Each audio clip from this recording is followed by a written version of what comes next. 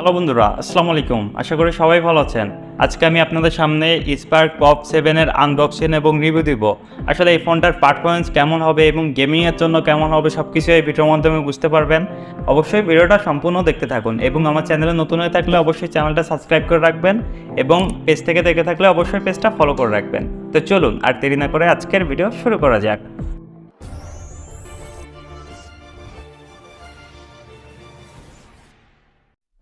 Techno pop 7 এর প্রথমে আমি আনবক্সিং করার চেষ্টা করতেছি। আসলে কি আছে আসলে আমিও জানি না। তো এখন আমি এটা আনবক্সিং করব। প্রথমে পলিটা কেটে নিচ্ছি। তো আপনারা একটু ফাস্টে দেখানোর চেষ্টা করতেছি, মানে আমি ফাস্ট করে নিছি। তো ও বাবা, আসলে পলির নিচে আবার পলি করা, মানে এটা না কাটলে হবে না। তো তারপরে কেটে নিলাম আমি। কাটার পরে এই যে দেখতে পাচ্ছেন পপ 7 লেখা আছে পলির উপরে, মানে খুব সুন্দরভাবে ব্র্যান্ডিং।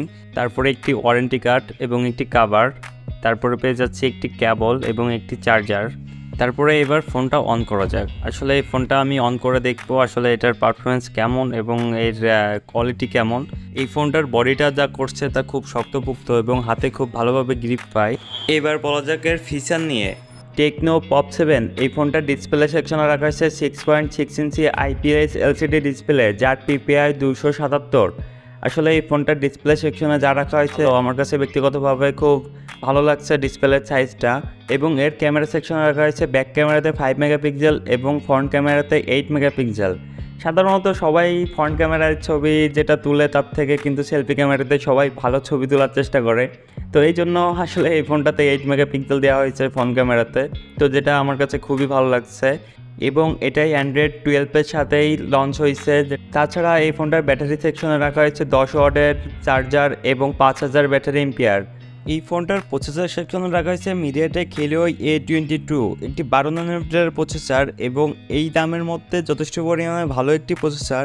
এবং গেমারদের জন্য এই প্রসেসরটা মোটামুটি একটা ভালো একটা ফিল দিবে গেমের, কারণ দামটাও চিন্তা করতে হবে, কারণ দামটা অনেক কম, সেই অনুযায়ী কিন্তু এই প্রসেসরটা পারফরমেন্স অনেক ভালো দিবে। এই ফোনটাতে 2GB র্যামের সাথে 2GB র্যাম বাড়ানো যাবে এবং 64GB ফোন মেমোরি রাখা হয়েছে, যেটা আমার কাছে মোটামুটি অনেক ভালো লাগছে। কারণ 64GB ফোন মেমোরি মানে সাধারণত মেমোরিতেই কিন্তু আমাদের সব তথ্যগুলো এবং প্রত্যেকটা অ্যাপসের কার্যক্রম সব মেমোরিতেই থাকে। এবং সেই মেমোরিটা যদি বেশি থাকে তাহলে কিন্তু আমার মানে ফোনটা স্লো হওয়ার সুযোগটা খুবই কম থাকে।